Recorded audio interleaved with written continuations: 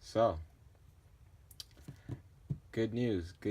My package has arrived about a week ago. About a week ago. But ordered a package, and since it finally came, I am going to open it up.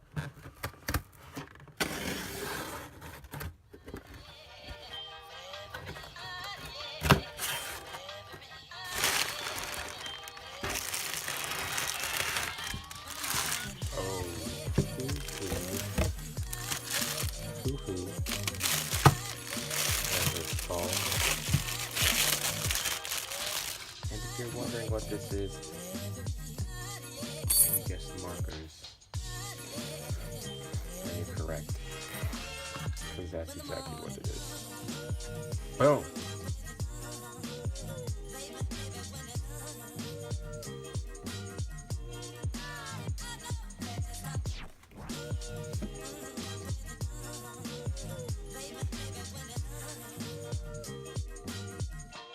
So for this video, I wanted to do an in-depth review of these markers and pretty much just what to expect, what you're getting.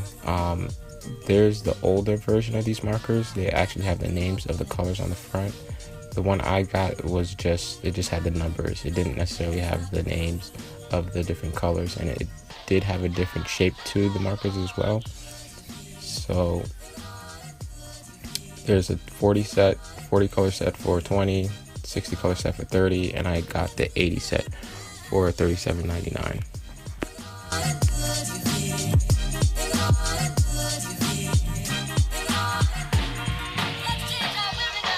Okay, so this is basically what the markers look like in their case, the traveling case.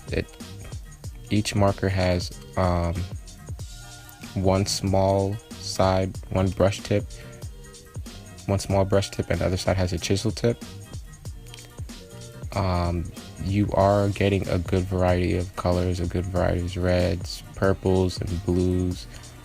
There's, if you're getting the 80 marker set, this is what it looks like.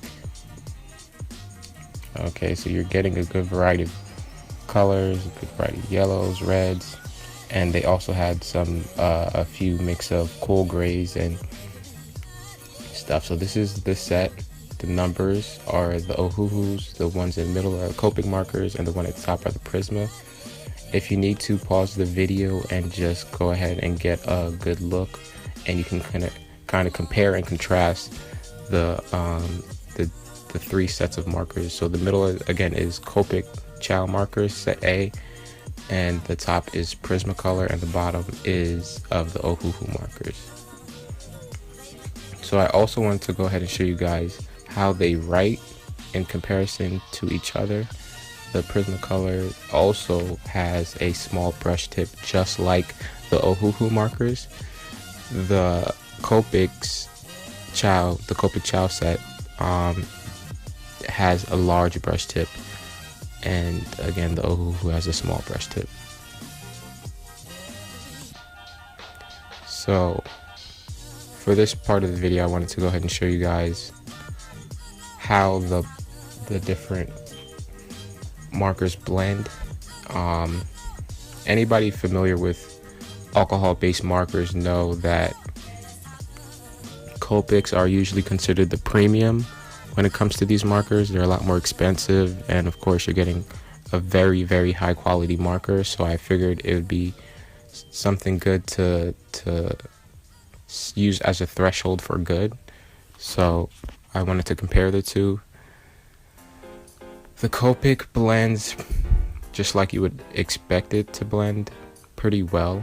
So for this I did use 3 different blues, and I went ahead and blended them, and just to give an example of how markers should blend. Alcohol-based markers should blend at least. And as you can see, it's very clean. It's coming out the transition from light to dark is pretty crisp, pretty clean. So that first part was of the Copics, this second part is of the Ohuhu. Again, I used a light, medium, and a dark blue.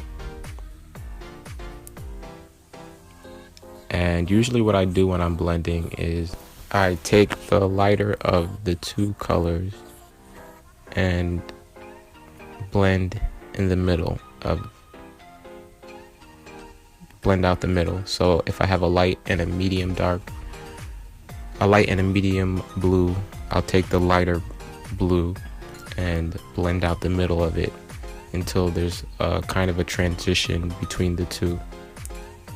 So if you see right here, I have the light, medium, and the dark blue all laid down. So what I'm going to do is go back in with the light blue and just blend in the middle of those two blues.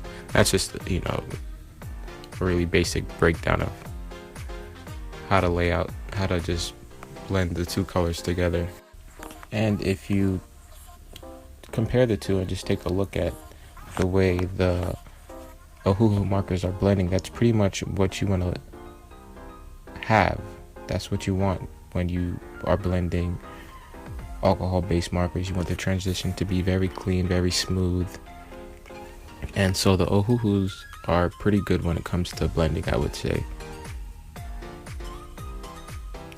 So for this next part, I did do a sketch of a character that I came up with in my head, and I just went ahead and did the line work, and now I'm coloring it in with the Ohuhu markers to give you a sense of what the quality of the markers are.